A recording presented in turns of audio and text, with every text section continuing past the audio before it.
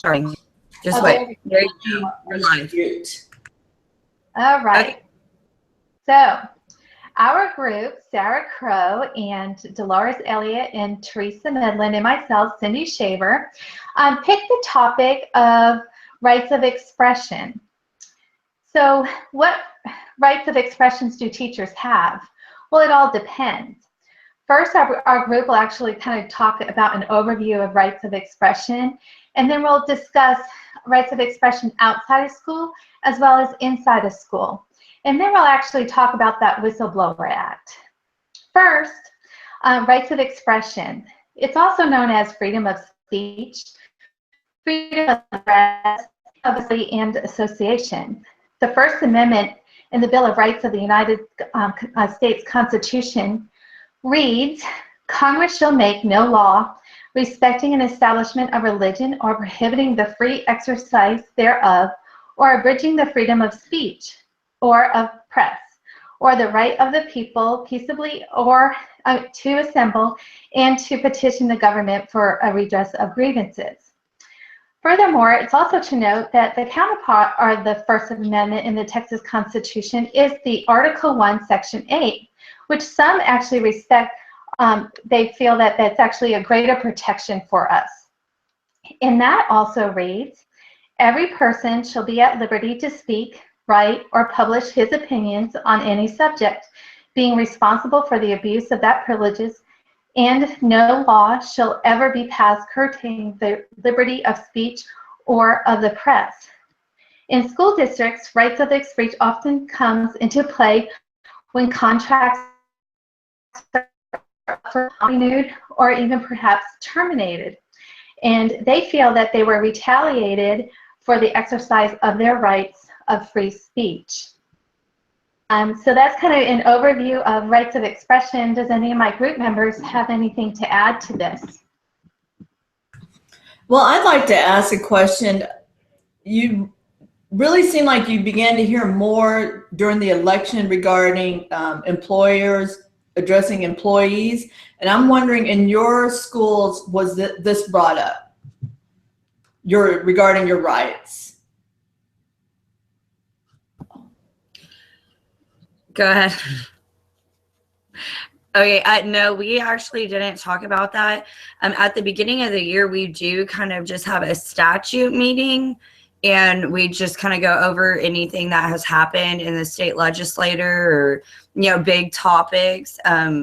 For instance, everything with the transsexual stuff that was going on in schools. We talked about that at our faculty meeting. So we don't really just, it's more structured, I guess, on our campus. But we do discuss stuff at our faculty meetings, but we actually didn't talk about that, which is kind of a good point.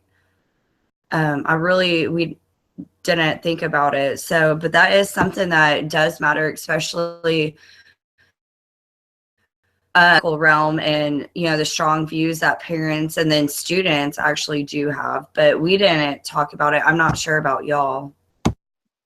I teach 5th grade, and my students would ask me a lot of questions about the presidential election. And, I could hear both sides in the classroom, but I wasn't ever comfortable to give any kind of point of view on it because somebody, would be offended in some way. And I feel like as a teacher, my thing is to bring us all together. And I thought that would kind of tear us down as a class. So I'd change the subject and we'd move on. But it is a good point. And the social studies teachers, I don't know really what they would say about it, but just teaching math, it was easy to move forward and not to really get involved in their conversation.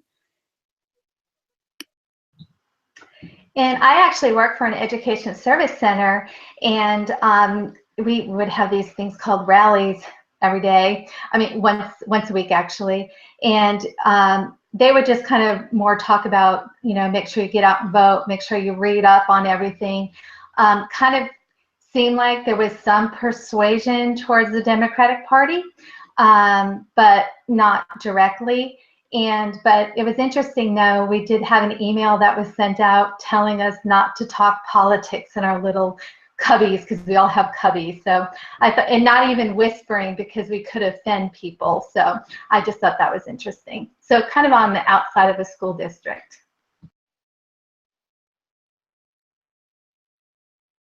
Okay, well, I guess we can move on to the first component of our discussion, which would be outside the school in a public and private manner. One of the main laws that I found to be interesting was the Pickering versus Board of Education. I know we all kind of talked about that one. We do have the same rights as everyone else, but we have to be wise in what we say and who we say it to. And the biggest thing was that it cannot interfere with the operation of the school. So I know I found 4 factors that were suggested to be followed, and it was if employees suffered an adverse employment action, if speech related to the matter of public concern, if it did not cause a disruption in the workplace, and the 4th one was if it was a motivating factor. So we have, rights to expression on that based on the First Amendment. And then I also found a 2-step free speech test with that law, or with the precedent of Pickering versus the board. And it said that step 1 was to determine if it was a public concern. So it can't be something that you just don't like and, going on your own way. It has to be a public concern. And then step 2 was to determine if our interest was a citizen. So we can't really speak to it just on our own about how we just feel. It has to be, us as a citizen of the school or of your community. Because we have to weigh our concern with the public concern. So if the majority of the public believes one way, then it's smart of us just to kind of step back, and you can think it in your head as long as you want, but you just have to be careful what you say, because we do represent the school, and there's the president states that. Well, looking at the how the law applies to our expressions, well, since the U.S. Supreme Court's ruling on Garcetti and Sabalas, it's a case where the prosecutor, we've learned about it. Prosecutor was transferred and denied a promotion. After questioning the credibility of the deputy sheriff, which greatly restricted the freedom of speech of public employees by holding that speech pursuant to one's official's duties that harms one's employer can lead to discipline. And the courts have been taking a different approach when the public employees claim to be protected by the First Amendment in connection with an adverse job action. Such lawsuits now involve an examination of whether the employee was speaking in keeping with his or her job duties, as I've seen one court case that's come up with a teacher who was stepping on the flag. And he said that was within his duty as a teacher to give a lesson regarding free speech, but I'll talk about that later. According to Garcetti, if speech was made as a result of an employee's job duties, no First Amendment protection applies. For school districts, the change raises a question that is not always easily answered, and it's what do the job duties of a specific school employee entail? Some courts are comparing employees' actual duties to the employee's job description in an effort to afford the most First Amendment protection. The Garcetti decision appears to have made it harder for public employees to successfully assert First Amendment protection. But in light of Garcetti, the First Amendment does not protect the employee's speech from discipline or retaliation by the employer, the court said.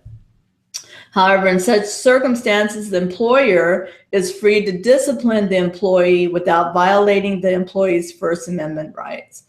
If, however, the employees go outside of the established institutional channels in order to express a complaint or concern, the employee is speaking as a citizen and the speech is protected by the First Amendment. And this has really put me on guard as to what is coming out of my mouth in the classroom and in the teacher's lounge. I agree with that.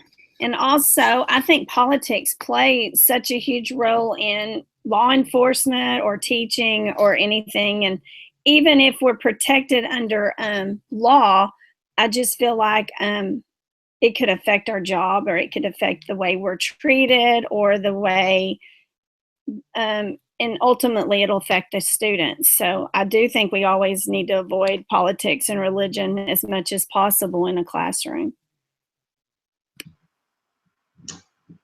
And I actually want to point out outside the classroom with even social media, because that can get you in trouble as well.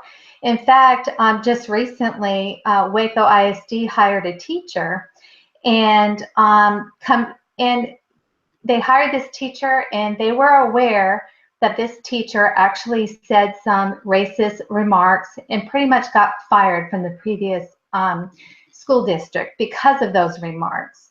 But she actually resigned in lieu of termination. So Waco ISD was actually aware of this teacher making those outside remarks.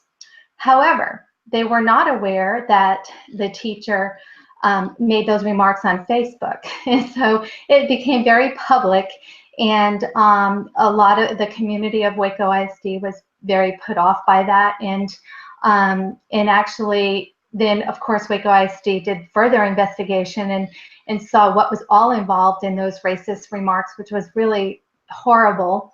And so they actually took the teacher, pulled her out of the campus, and placed her in the administration building away from students, and said that even though she was upfront and honest, but they didn't know the extent of it, that they will not renew her contract the following year. As if you remember, you know, the whole probationary contract, she was on a probationary contract, so they were able to do that. However, just because of what she had said, it makes me wonder if she'll ever be able to teach again. So that's kind of interesting and scary. Well, in response to that, I'm looking at different districts, and you look at their social media policies. Some are very, very strict, and they're very specific about what they consider to be appropriate. As I look at their specific language, it's in hopes to divert a lot of problematic issues and to clarify understanding. Many teachers believe that they are protected by their social media settings, where they think, oh, it's private. Because when you look at a lot of there are so many news articles now about teachers and social media, and a lot of it, they just assumed that, you know, it was okay because it was between friends or among friends. And when reviewing those teacher firings based on social media violations, few have broken laws. It's more of what the district believed each teacher's behavior as to be inappropriate and disruptive to the learning environment, and therefore in violation of the district's code of conduct.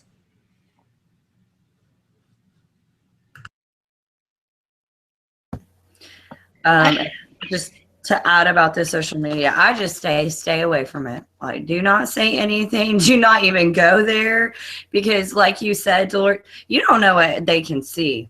Like, I just stay away from it. I know I'm the GT coordinator and the STEM coordinator for my campus. And the only thing I do on social media is we have a district STEM and GT page, you know, for parents to see and be interactive. All we do is put pictures. Oh, look what your engineering project your kids did and done. We actually have a setting, and like you said, we have a detailed social media policy.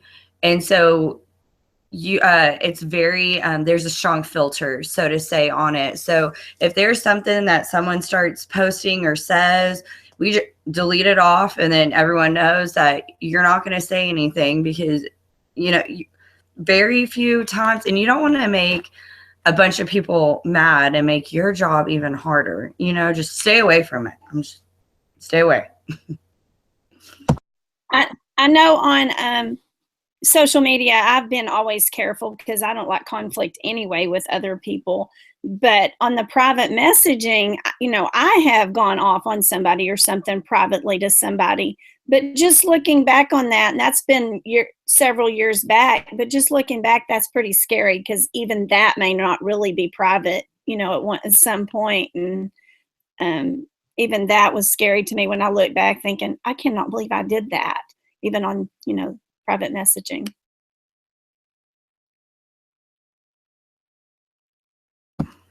Okay, so does anyone have any other cases to add to that? Or there was one thing I actually found when talking to someone yesterday evening, was in regards to speech at a school board meeting. So, that you have open session and then you go into executive session, which none of us hear about that. That's protected by them. There is a case, Wells versus Hico, I'm not sure how you say it. And two teachers were very upset about a federally funded reading program. And so they went to the school board and in open session, just went off about this reading program, but they were actually protected because they didn't do it as an employee. Kind of what we all said is you can't do it as an employee yourself, but if it's public concern, then it's okay, you're protected. So they did it, they took it as a stance of public concern, and they actually were backed. And I was told, and I ended up looking it up, that Article 1, subsection 27 of our Texas Constitution states that as educators, we have a right to bring complaints to the school board in open session. So just to kind of end it off with that, I thought that was pretty interesting. And you can even oppose an election of a school board member. And Alons versus I don't know, Isdro ISD was protected when she was in opposition of the party who won the election, but it has to be, like I said, as public concern, not a private matter that you just feel strongly about.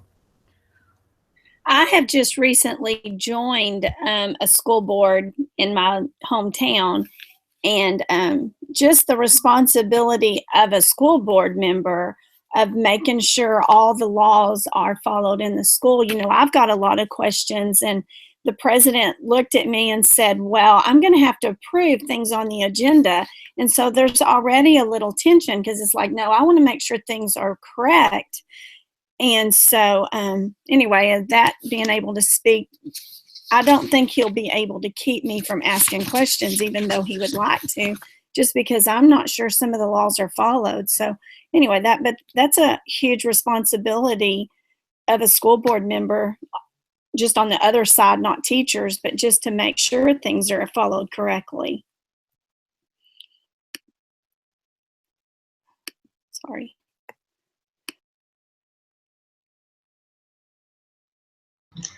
Okay, I think do you think y'all are ready to move on to talking about the inside of school?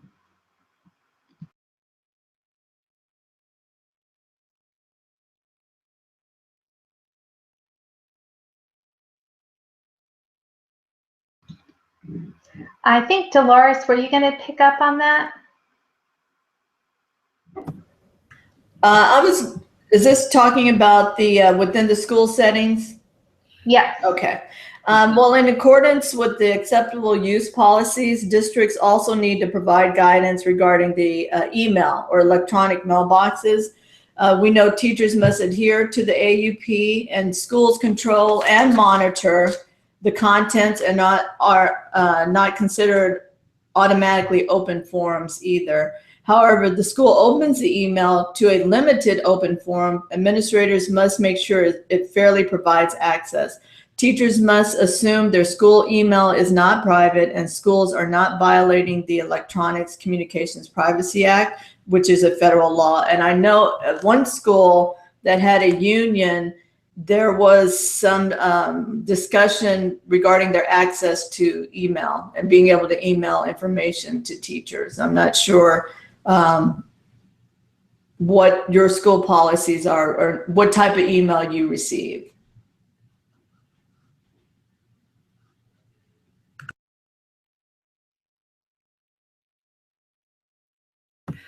So just because I work with the technology department quite a bit, just because of my program and whatnot, the STEM. And we have a very strict policy. So if even a physical mailbox, so whether it's in writing or on, writing electronically, that can be seen by anyone. So all administrators can contact the IT department if they want to see your emails, and they can print it all out. For example, this past summer, our special education department was contacted by a reporter in Houston, and they're doing a story on multiple school districts within Texas. And and it was grouped based on, your size, your sub pops and whatnot. And so us, along with, I believe, Bandera ISD, were very similar.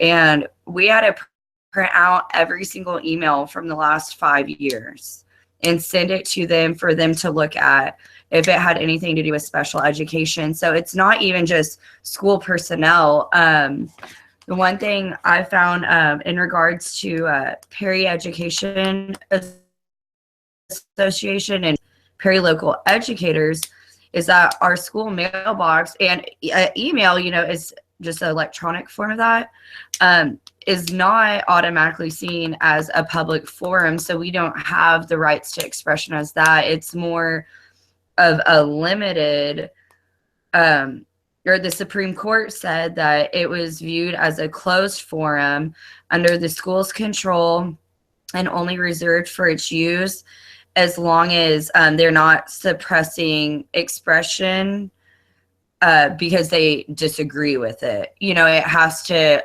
be, as we've stated, a public concern. So if they just don't like what I said, they cannot tell me I can't say that. But if it's against the, overall spectrum of stuff, if the whole community or the majority of it didn't like what I said, then that would not be protected. I know as a parent, I like the idea that the emails and things are scanned or looked at as far as keeping your child safe.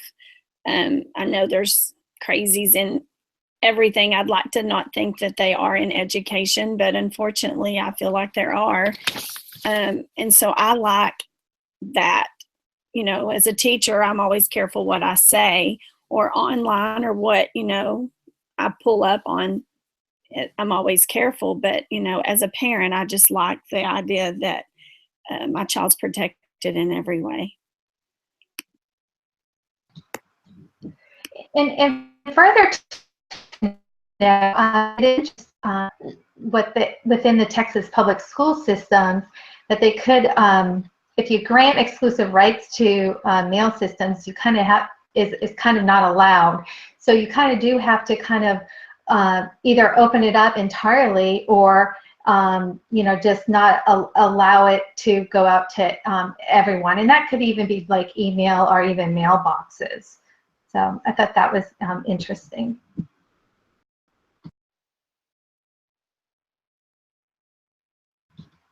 Go ahead. No, I was just going to say, if we're ready to move on into the inside the classroom, that kind of falls in within the school settings. Does anyone have anything, on our outline that complaints over working conditions is another big part of it. I know the Texas Education Code 11.171 states that they have to, that a district has to have a grievance go to your principal, and then based on that, they can move up the ladder. That is not technically 100% true, because in YESLA Federation of Teachers versus YESLA ISD, that was, is the Galveston ISD, Yetzel versus Galveston, that they were not happy with their evaluation. So it was PDOS here, you know, we're moving to T-test. So the person filed a case with the board of trustees. They didn't want to go to the principal because their principal was the one that evaluated them. And so they moved up, and the court held that they should, in fact, be able to present to the board. So even though you have a chain of command, you do not necessarily, we as educators have the right to go above them, if whether it's assistant superintendent, the superintendent, or the board.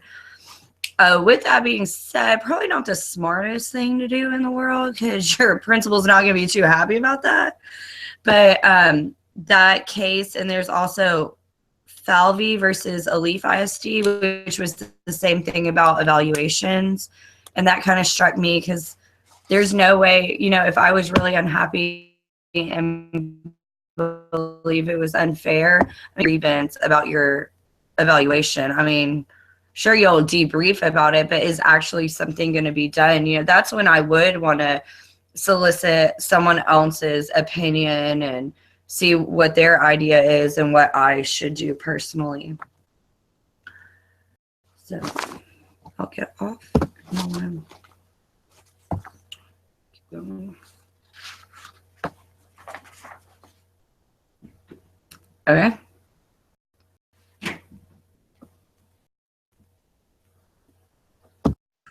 Well, after researching the cases that came after Connick versus Myers, you know, like I said, I'm very careful now about the conversations in the teacher's lounge, and especially after reading the case Waters versus Churchill from 1994. In 1987, Cheryl Churchill, a nurse employed in the obstetrics, department. My baby is now 22, so it's been a while. At the department at a hospital operated by the government, had a conversation during a lunch break with another nurse who was considering transferring to that department. And according to others in the room who overheard their conversation, Churchill said either that the conditions in that department were terrible, or that the staffing policies at that hospital threatened patients' lives. So people went back and told her superiors about the conversation, and then Churchill was fired. She then appealed the firing, and the case went to the Supreme Court, and the judges noted that Churchill's speech was indeed disruptive in the fact that the other nurse declined taking that position in that department, and it was enough to outweigh her First Amendment value.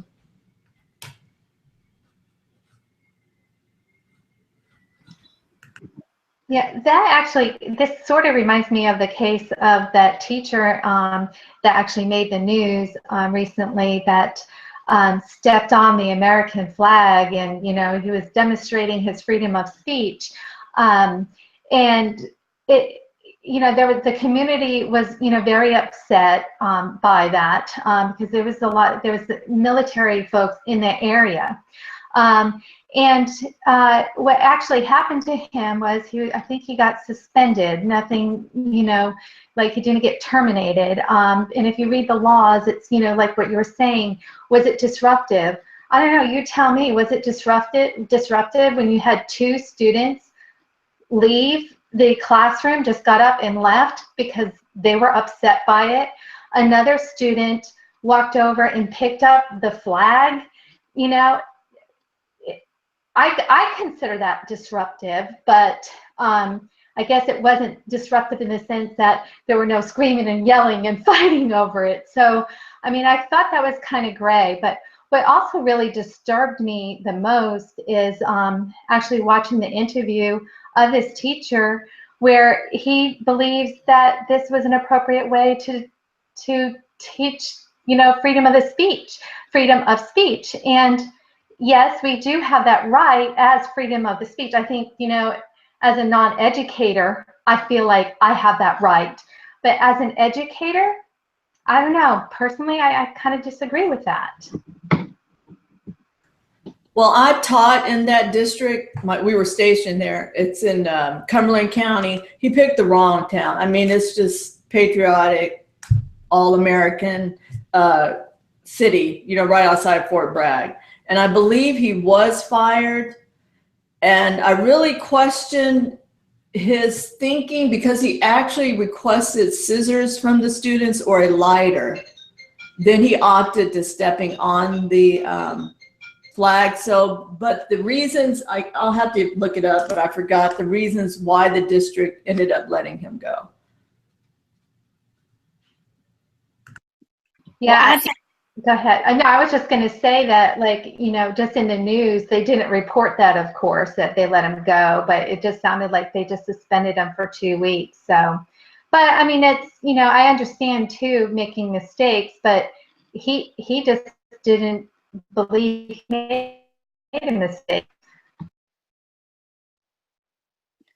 Well, I just think that when you put that much of your view into your lesson of your own personal feelings or demonstration, that it's kind of embarrassing because it, you know, puts a negative thought into some kids. And if he may have been fired just because parents stayed so upset about it and, you know, losing kids, and they may have found another reason to let the person go. But yeah, I think that's sad that to put that much of your ideas, I guess, into that lesson.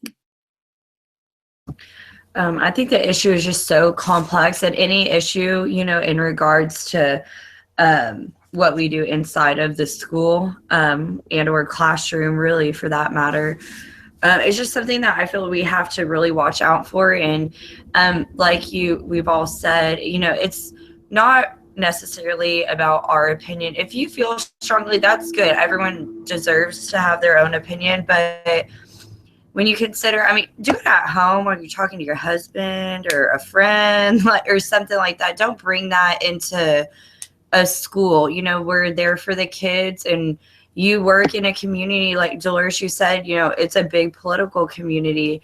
The community I work in is very small and very keep your opinions honestly to yourself, because we're not there to boast our opinions. You know, we have to do what's right by those kids. So I guess we can move on to inside of the classroom. I think we're actually at the whistleblower right I know you to expand.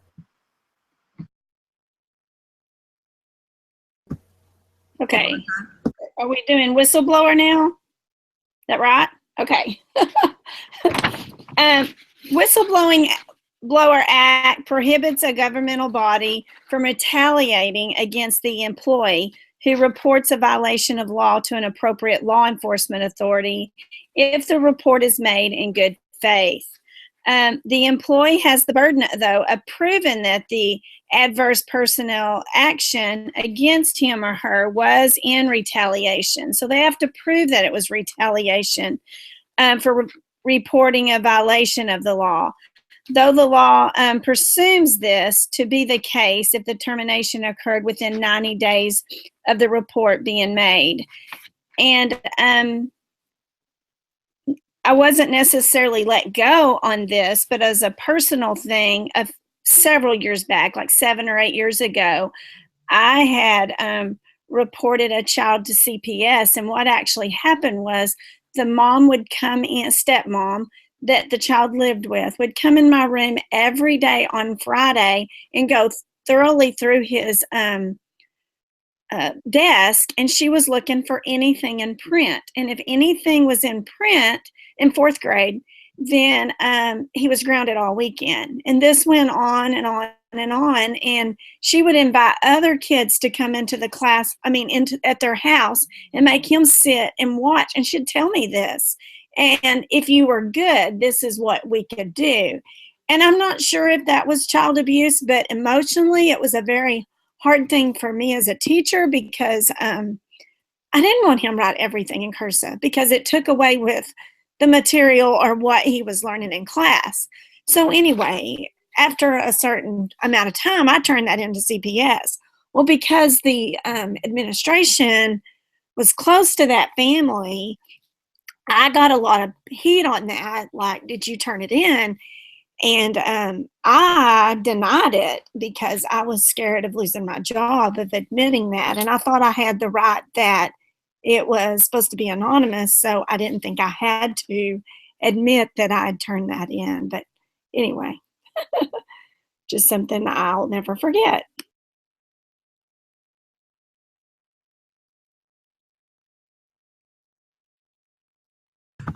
Well, recently the Supreme Court, well, let me go back to what you had said before I go on. I think that the Whistleblower Act, you feel you take some comfort in knowing that there is protection, but I can imagine, I know that has to be a scary step to take. And to see your emotions after all these years, my heart just goes towards it, because as educators, you want to do what's best for the child. And so I really have not paid attention to the Whistleblower Act until I took this course. So in researching, I saw the case Lane versus Franks that protects government workers against firing, demotion, or other retaliatory action for speech addressing matters of public concern, even if those matters relate to the speaker's work responsibilities. I think if you see it, well, if you're in a large school district or a large city like New York City, it's less intimidating than being in a small town. But in this case, Edward Lane brought the case after he was fired from Central Alabama Community College in 2009, a decision that suspiciously, he stated, followed his testimony. A decision that followed after his testimony, he was fired, where he had helped convict an Alabama state legislator of defrauding the taxpayers for holding down a no-show job in Lane's department. And then the Supreme Court opinion given by Justice Sonia Sotomayor found Lane's testimony to be constitutionally protected speech that the college was forbidden from punishing. So the Garcetti rule did not apply. And Sotomayor explained that because Lane was speaking as a citizen, any citizen, not just a government employee, can be subpoenaed to testify at a trial, and his speech addressed matters of public concern. And I think it's easier, said than done. That's a tough step to take. I would have to agree with you. It makes you wonder how many things have not or should have actually even gone and kind of blow that whistle. And I know just recently here in Waco, I think a whistleblower actually identified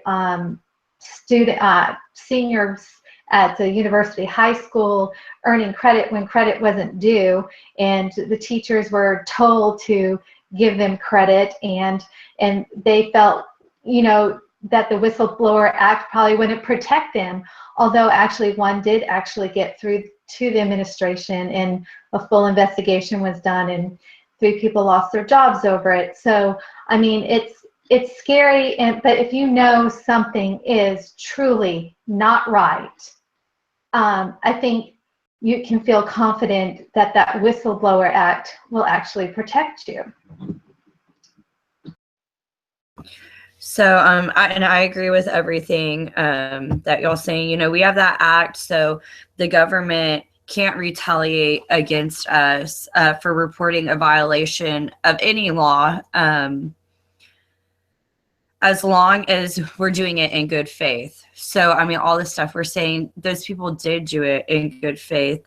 The one thing I will say to that is that if we are going to make a step, in that direction and report a violation that we believe is there, it's our responsibility, or we have the burden that if something was to happen, adverse personnel action, we have to prove that it was in retaliation for reporting the violation. So yeah, we can say something, and then if something does happen, we would all hope that it wouldn't. But kind of like you said, it was really hard for you after you reported the abuse. Then it's our responsibility to prove that that's what it was. And that would be really hard to do. It could be for anything, I would hate that someone would do this, but someone could make up a reason, to treat someone a different way. I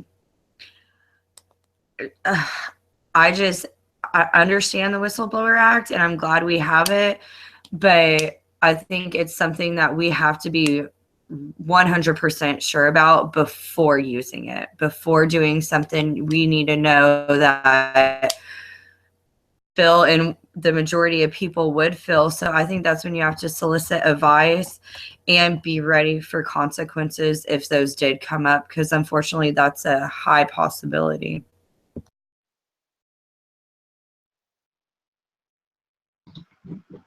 And I totally agree with that. I think that kind of wraps up everything. I think we're actually beyond 30 minutes. Is that right, Sarah? Oh, sorry. Yes, it's been I think about 40 minutes. Wow. Well, this has been a great topic. So I know we all kind of took a leadership role on this, and that's why we're doing this early. So I appreciate all your help on this, Sarah, for you doing that, and Dolores for speeding up the process on this, so we can all have a wonderful Thanksgiving. So appreciate everyone. So thank you so much. Thank you for your help and your patience. Nice meeting you guys face to face. Yeah, stay warm in Jersey. Appreciate it. Okay. Although it's cold here, by the way. So What? I said it's cold here. So Wow. Okay. Take care, ladies. bye, everyone.